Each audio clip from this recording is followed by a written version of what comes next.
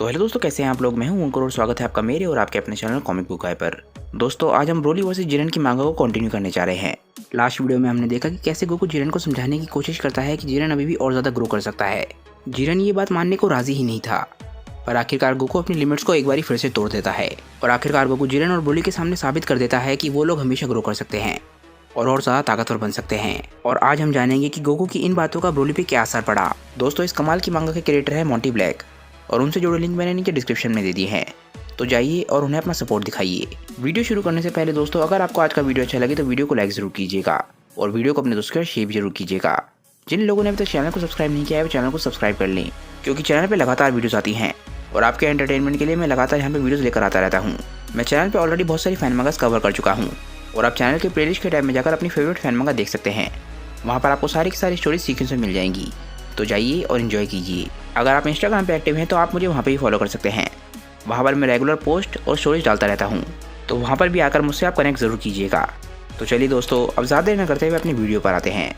Last video में हमने देखा कि कैसे गोकू अपनी लिमिट्स को तोड़ देता है और जिरेन को समझाता है कि कैसे उसकी ताकतें अभी भी बढ़ सकती हैं। गोकू की ये बातें ब्रोली भी सुन रहा था और गोकू की ये बातें सुनते वक्त उसे अपना एक ट्रेनिंग सेशन याद आता है जो वो गोकू के साथ ही कर रहा था। उस समय वो प्लेनेट वैम्पा पर ही थे। गोकू ब्रोली को ट्रेन करने के लिए अपनी सुपर सैयन ब्लू फॉर्म का इस्तेमाल करता था और ब्रोली अपनी ब्रिजर्कर फॉर्म में था। ट्रेनिंग सेशन में हम देखते हैं कि गोकू और ब्रोली एक दूसरे की तरफ बढ़ते हैं। ये ब्रोली की कंट्रोल ब्रिजर्कर फॉर्म थी। इस वक्त वो अपने आप को पूरी तरीके से कंट्रोल नहीं कर सकता, पर काफ़ी हद तक वो खुद को कंट्रोल कर सकता है। इसके बाद हम देखते हैं कि गोकू और ब्रोली एक दूसरे को पंच मारते हैं। उन दोनों के पंचेस टकराने की वजह से इतनी ज़्यादा फोर्स निकलती है कि पूरा का पूरा प्लेनेट हिलने लग जाता है। गोकू भले ही अपनी सुपर सैयन ब्लू की फॉर्म में क्यों ना हो, पर ब्रोली उसके साथ कैचअप कर सकता है। ब्रोली जब अपनी ब्रिजर्कर फॉर्म में होता है तब उसकी ताकतें लगातार बढ़ती हैं और अगर ब्रोली के साथ लड़ते वक्त कोई ब्रोली को थोड़ा सा भी समय देगा तो ब्रोली अपनी ताकतों को अडेप्ट कर सकता है और वक्त के साथ और भी ज़्यादा ताकतवर बन सकता है। और इसी वजह से वो सुपर सैयन ब्लू गोकू के साथ बराबरी पर लड़ पा रहा है। पर जैसा कि ब्रोली के साथ हमेशा होता है, उसकी ताकतें लगातार बढ़ती हैं और इसी वजह से वो अपना कंट्रोल खोने लग जाता है।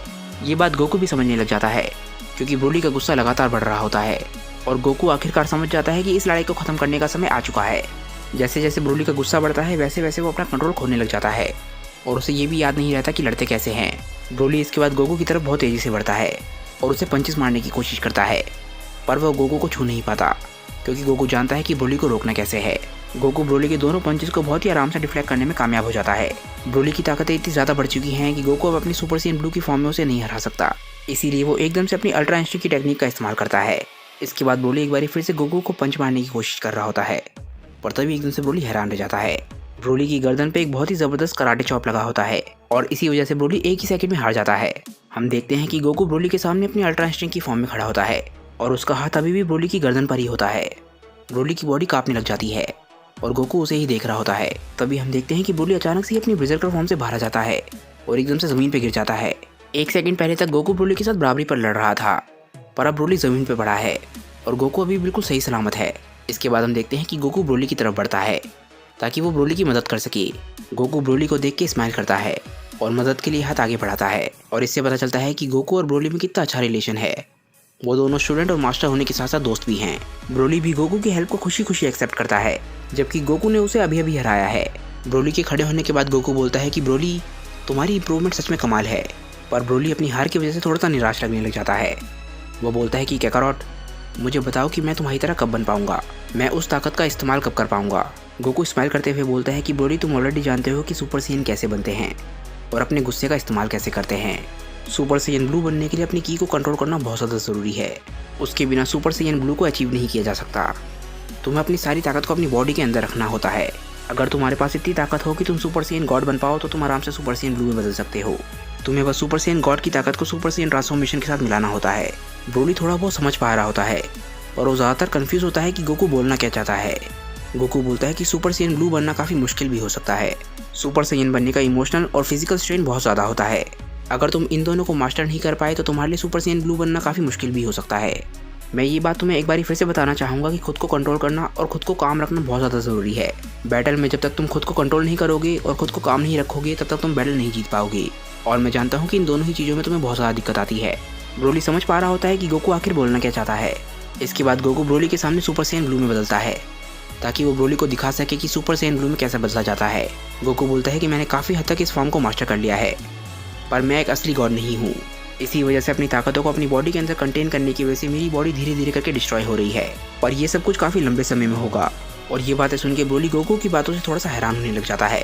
गोकू बोलता है कि हो सकता है एक दिन ऐसा है जिस दिन मैं इतना ताकतवर हो जाऊं कि अपनी बॉडी के अंदर सारी की सारी एनर्जी को आसानी से रख पाऊं। इसके बाद गोकू पावर डाउन कर लेता है और अपनी सुपर सैयन ब्लू की फॉर्म से बाहर आ जाता है। ब्रोली पूछता है कि पर इस फॉर्म के अलावा एक दूसरी फॉर्म भी तो थी जो तुमने अभी अभी इस्तेमाल करी। गोकू बोलता है कि अच्छा, तुम अल्ट्रा इंस्टिंक्ट के बारे में पूछ रहे हो। इसके बाद गोकू ब्रोली के सामने एकदम से अल्ट्रा इंस्टिंक्ट की टेक्निक का इस्तेमाल करता है।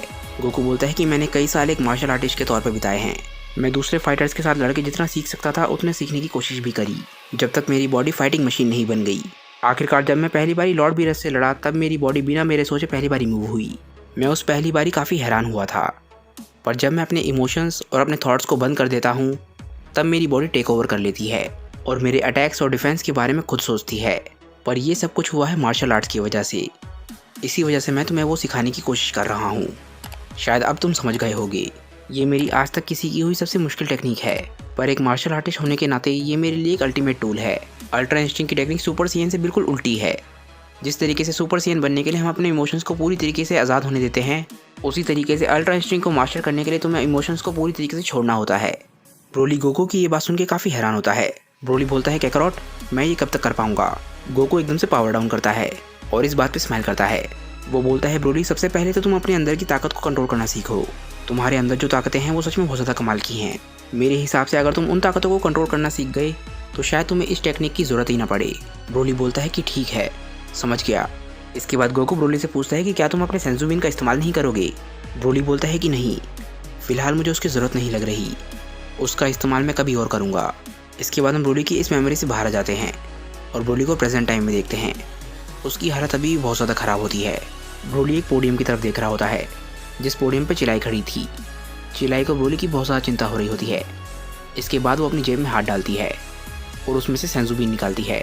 जैसे ही वो सेंजुबिन निकालती है वो सोचने लग जाती है कि ब्रोली को ये सेंजुबिन कैसे दिया जाए। तभी ग्रैंड प्रीस्ट चिलाई को देख लेते हैं। वो बोलते हैं कि वो क्या सेंजुबिन है, क्या तुम उस सेंजुबिन को ब्रोली को देना चाहती हो। चिलाई एकदम से घबरा जाती है, उसे लगता है कि शायद वो कुछ गलत करने जा रही है। ग्रैंड प्रीस्ट बोलते हैं कि कोई बात नहीं, हमें लगा ही था ऐसा कोई ना कोई ज़रूर करेगा। एकदम से ग्रैंड प्रीस्ट अपनी ताकतों का इस्तेमाल करते हैं और चिलाई एकदम से वहाँ से गायब हो जाती है। अगले ही सेकंड वो ब्रोली के पास पहुँच जाती है। ब्रोली भी उसे देख के काफ़ी हैरान होता है। चिलाई के हाथ में सेंजुबिन था।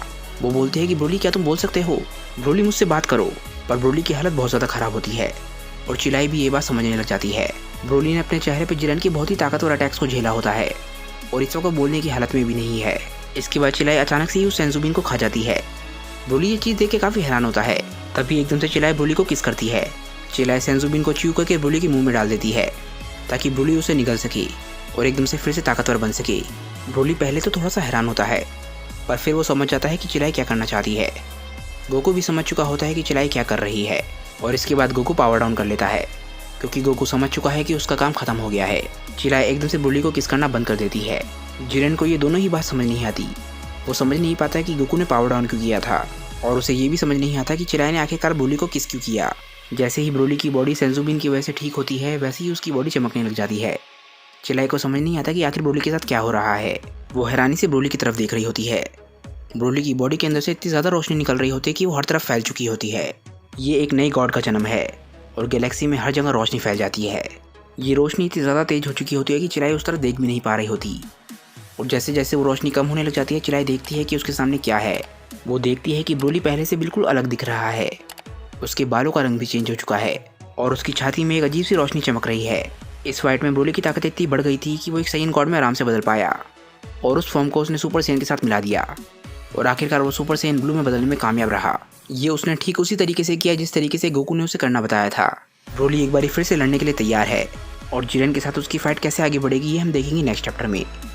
फिलहाल आज की ये वीडियो दोस्तों यहीं पे ख़त्म हो जाती है। मुझे नीचे कमेंट करके बताइए कि ये वीडियो आप लोगों को कैसी लगी। अगर आपको आज की वीडियो अच्छी लगी हो तो वीडियो को लाइक ज़रूर कीजिएगा और वीडियो को अपने दोस्तों के साथ शेयर भी जरूर कीजिएगा।